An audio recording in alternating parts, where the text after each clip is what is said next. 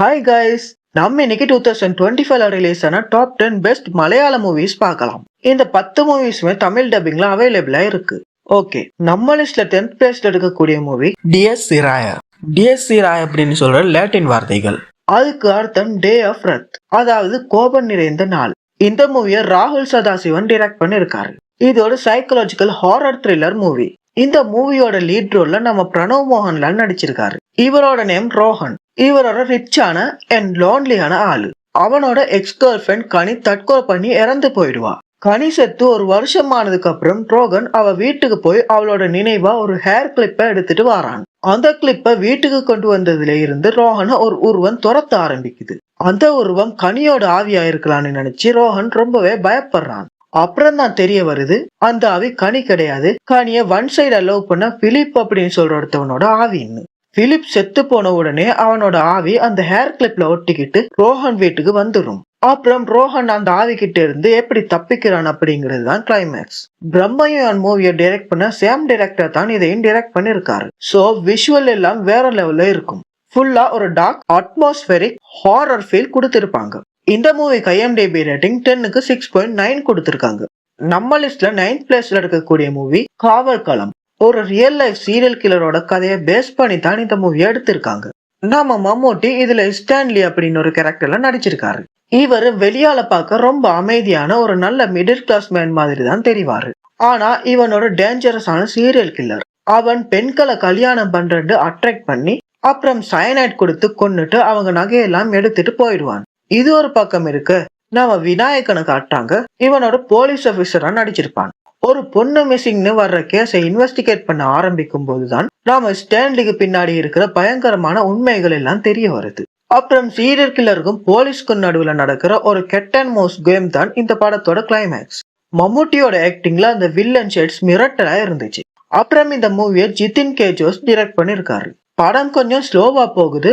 ஆனா அந்த சஸ்பென்ஸுக்காகவும் மம்மூட்டி விநாயகன் கோம்போவுக்காகவும் கண்டிப்பா பார்க்கலாம். இந்த மூவிக்கு IMDb ரேட்டிங் 10க்கு 7.2 கொடுத்திருக்காங்க. நம்ம லிஸ்ட்ல 8th பிளேஸ்ல இருக்கக்கூடிய மூவி ஆசிஃப் அலி அண்ட் அனஸ்வர ராஜன் நடிச்சு ரிலீஸ் ஆன ரேகா சித்திரம்.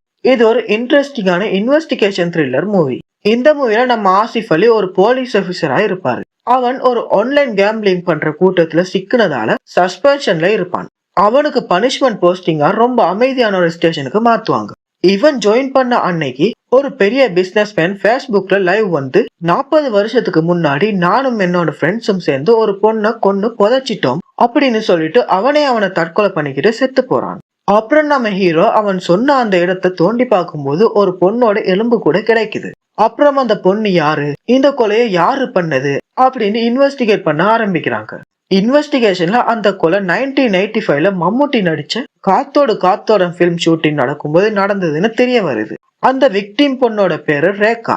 இந்த கேரக்டர்ல நம்ம அனஸ்வர ராஜன் நடிச்சிருக்காங்க. அப்புறம் கடைசியில ஒரு பெரிய வில்லன் கேரக்டர் இருக்கும். கிளைமேக்ஸ்ல தான் தெரிய வருது உண்மையான கொலையாளி யாருன்னு. ஒரு சின்ன திருட்டு விஷயம் இப்படி ஒரு கொலையில முடிஞ்சிருக்குன்னு பிளாஷ்பேக்ல சொல்லுவாங்க. இந்த மூவிக்கு IMDb ரேட்டிங் 10க்கு 7.8 கொடுத்திருக்காங்க. அப்புறம் நம்ம லிஸ்ட்ல 7th பிளேஸ்ல இருக்கக்கூடிய மூவி ஆலப்புழா ஜிம்கானா. இது ஒரு ரெஃப்ரெஷிங்கான ஸ்போர்ட்ஸ் காமெடி டிராமா. இந்த படத்துல நம்ம நெஸ்லன் தான் லீட் ரோல்ல ஆக்ட் பண்ணி இருக்காரு. அவரும் அவரோட ஃப்ரெண்ட்ஸும் +2ல ஃபெயில் ஆகி இருப்பாங்க. அப்புறம் காலேஜ்ல சீட் கிடைக்காதுன்னு தெரிஞ்ச உடனே ஈஸியா ஸ்போர்ட்ஸ் கோட்டா மூலமா உள்ள போகலாம்னு முடிவு பண்ணி பாக்ஸிங்க சூஸ் பண்றாங்க. இவங்களுக்கு பாக்ஸிங் மேல பெரிய பாசம் எல்லாம் கிடையாது. கிரேஸ் மார்க்ஸ் வாங்கி காலேஜ்ல ஜாயின் பண்ணணும்னு தான் இந்த பாக்ஸிங் கிளப்லயே சேர்ந்திருப்பாங்க. அப்புறம் ஸ்போர்ட்ஸ விளையாட்டுத்தனமா நினைக்கிற இந்த பசங்க உண்மையான பாக்ஸிங் ட்ரைனிங் எவ்வளவு கஷ்டமா இருக்குன்னு புரிஞ்சுக்கிறாங்க. அங்க இருக்கக்கூடிய சீனியர் பாக்ஸர்ஸ் அண்ட் கோச் கிட்ட இருந்து அவங்க ஃபேஸ் பண்ற அவமானம் தான் கதையோட டேர்னிங் பாயிண்ட். எய்ம்லெஸ்ஸா சுத்திட்டு இருந்த இந்த பசங்க எப்படி ஒரு உண்மையான பாக்ஸிங் டீமா மாறுறாங்க அப்படிங்கிறது தான் படத்தோட கிளைமேக்ஸ். இந்த படம் யூசுவலா வர சீரியஸ் ஸ்போர்ட்ஸ் டிராமா மாதிரி இல்லாம ரொம்ப லைட் ஹார்ட்டடா ஃப்ரெண்ட்ஷிப்புக்கு முக்கியம் கொடுத்து எடுத்திருப்பாங்க. பாக்ஸிங்கை விட இந்த பசங்களோட கமிங் ஆஃப் ஏஜ் ஜேர்னி தான் இந்த படத்தோட ஹைலைட். இந்த மூவிக்கு IMDb ரேட்டிங் 10க்கு 6.7 கொடுத்திருக்காங்க. அப்புறம் நம்ம லிஸ்ட்ல 6th பிளேஸ்ல இருக்கக்கூடிய மூவி தொன்மான். இது ஒரு டார்க் காமெடி த்ரில்லர் மூவி. இதுல நம்ம பெசில் ஜோசப் லீட் ரோல்ல நடிச்சிருப்பாரு. இந்த கதை வரதட்சணை சிஸ்டமா ஒரு வித்தியாசமான ஆங்கிளை காட்டுது. இதுல நம்ம பெசில் ஜோசப் ஒரு ரிஸ்கியான பிசினஸ் பண்றாரு. அதாவது கல்யாணத்துக்கு கோல்டு வாங்க காசு இல்லாதவங்களுக்கு கோல்ட லோன் மூலமா கொடுத்து அப்புறம் கல்யாணம் முடிஞ்ச உடனே பிரைடுக்கு வர்ற மொய்காசை வாங்கி பேலன்ஸ் பண்ணிப்பாரு. இல்லன்னா அந்த கோல்ட திரும்ப அவரே எடுத்துப்பாரு. இப்படி இருக்க ஈவன் ப்ரூனோ அப்படின்னு சொல்ற ஒருத்தவனோட தங்கச்சி கல்யாணத்துக்கு 25 சவரன் கோல்ட் கொடுக்கறான். அப்புறம் கல்யாணம் முடிஞ்ச பிறகு மொயில வந்த காசு 13 சவரனுக்கு தான் சரி போகுது. பேலன்ஸ் இருக்கிற 12 சவரன் கோல்ட திரும்ப கொடுக்க ப்ரூனோவோட குடும்பம் ரொம்பவே தடுமாறுறாங்க. ப்ரூனோ தங்கச்சியோட புருஷன் ஒரு ரஃபியன் அண்ட் ஒரு டேஞ்சரஸான ப்ரான் ஃபார்ம் ஓனர். அவங்கிட்ட இருந்து இந்த 12 சவரன் கோல்ட நம்ம பெசில் எப்படி திரும்ப வாங்குறாருன்னு சொல்றதுதான் ரெஸ்ட் ஆஃப் த ஸ்டோரி. வரதட்சணை தப்புன்னு டிரெக்டா லெக்சர் அடிக்காம அது எப்படி ஒரு ஃபேமிலிய பிரஷர்ல தள்ளுதுன்னு த்ரில்லர் ஸ்டைல்ல சொல்லியிருப்பாங்க. இந்த மூவிக்கு IMDb ரேட்டிங் 10க்கு 7.4 கொடுத்திருக்காங்க. நம்ம லிஸ்ட்ல 5th பிளேஸ்ல இருக்கக்கூடிய மூவி எக்கோ. இது ஒரு மிஸ்டரி த்ரில்லர் மூவி. கிஷ்கிந்த காண்டம் படம் எடுத்த அதே டிரெக்டர் அண்ட் ரைட்டர் தான் இந்த படத்தையும் எடுத்திருக்காங்க. படத்தோட ஸ்டார்டிங்லயே குரியாச்சன் அப்படின்னு ஒரு பெரிய டாக் ட்ரெயினர் காணாம போயிடுறான். காட்டுக்குன்னு ஒரு மலை பிரதேசத்துல இவனோட மனைவியும் அவனோட ஹெல்ப்பர் ஒருத்தனும் இருக்காங்க. இந்த மலை முழுக்க ரொம்ப ஷார்ப்பான பயங்கரமான நாய்கள் இருக்கு. அப்புறம் போலீஸ், புராண நண்பர்கள் அப்படின்னு எல்லாரும் குரியாச்சனை தேடி வராங்க. இவன் நார்மலான ஒரு ஆள் கிடையாது. அவன் பல பேரை மேனிபுலேட் பண்ணித்தான் இந்த டாக் பிசினஸ பெருசு பண்ணி இருப்பான். அப்புறம் இந்த படத்துல பெரிய ஒரு ட்விஸ்ட் இருக்கு. அதை நான் சொன்னால் உங்களுக்கு படத்து மேல உள்ள இன்ட்ரெஸ்ட் போயிடும். சோ நீங்களே பார்த்து தெரிஞ்சுக்கோங்க. இந்த மூவி தமிழ் டப்பிங்லயே அவைலபிளா இருக்கு. இந்த மூவிக்கு IMDb ரேட்டிங் 10க்கு 7.8 கொடுத்திருக்காங்க. அப்புறம் நம்ம லிஸ்ட்ல 4th பிளேஸ்ல இருக்கக்கூடிய மூவி சர்வமாயா. இது அகில் சத்யன் டைரக்ட் பண்ண ஒரு feel good horror comedy movie. இதுல நவீன் போலி ஒரு நாத்திகனா நடிச்சிருப்பாரு. அவருக்கு ஒரு பெரிய மியூசிஷியன் ஆகணும்னு தான் ஆசை. ஆனால் பினான்சியல் ப்ராப்ளம்ஸ்னால அவரோட பரம்பரை தொழிலான பூசாரி வேலைக்கு போறான். பூஜை பண்ண போற இடத்துல திடீரென்று அவன் கண்ணுக்கு மட்டும் ஒரு பேய் தெரியுது. இந்த பேய் மக்களை பயமுறுத்துற பேய் கிடையாது. நம்ம ஹீரோ இதுக்கு டெலுன்னு பேரும் வைக்கிறான். இந்த பேய் அவனோடைய சுத்திக்கிட்டு அவன் லைஃப்ல வர பிரச்சனைகளை சால்வ் பண்ண ஹெல்ப் பண்ணிக்கிட்டு இருக்கும்.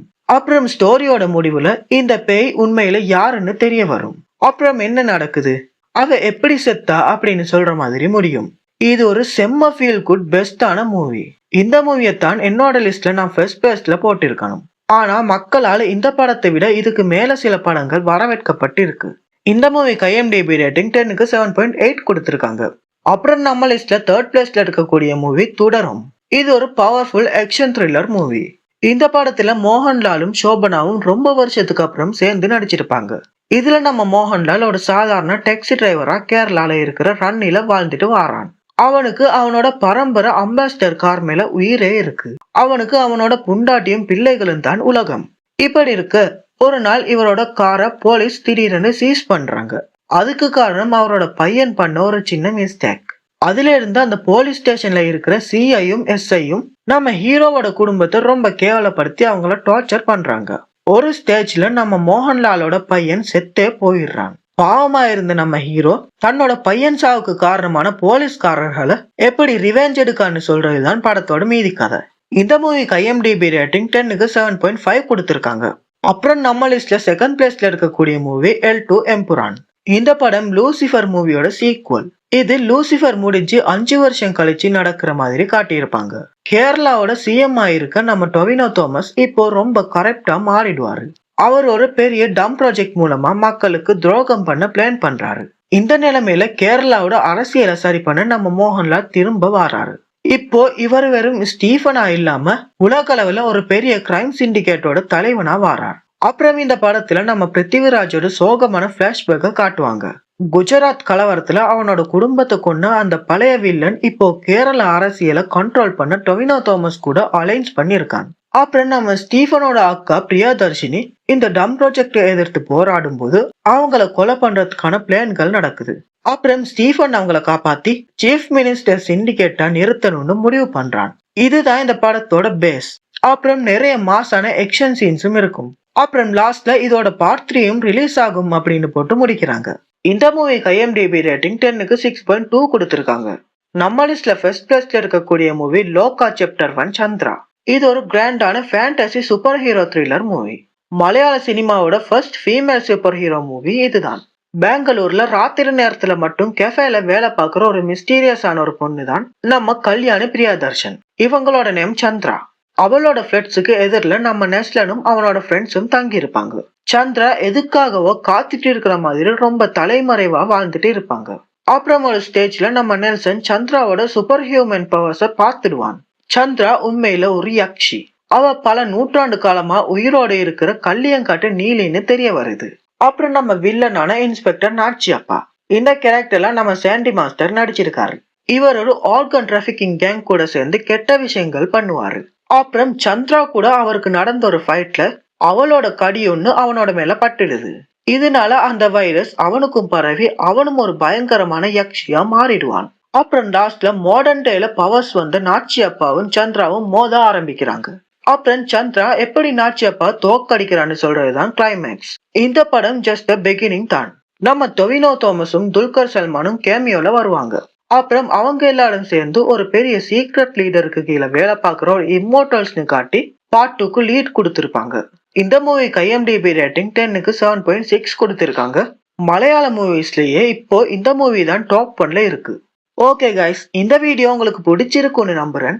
நெக்ஸ்ட் உங்களுக்கு என்ன மாதிரியான மூவிஸ் வேணும்னு கமெண்ட் பண்ணுங்க. நம்ம இன்னும் ஒரு நல்ல வீடியோல சந்திக்கலாம். தேங்க்ஸ் ஃபார் வாட்சிங்.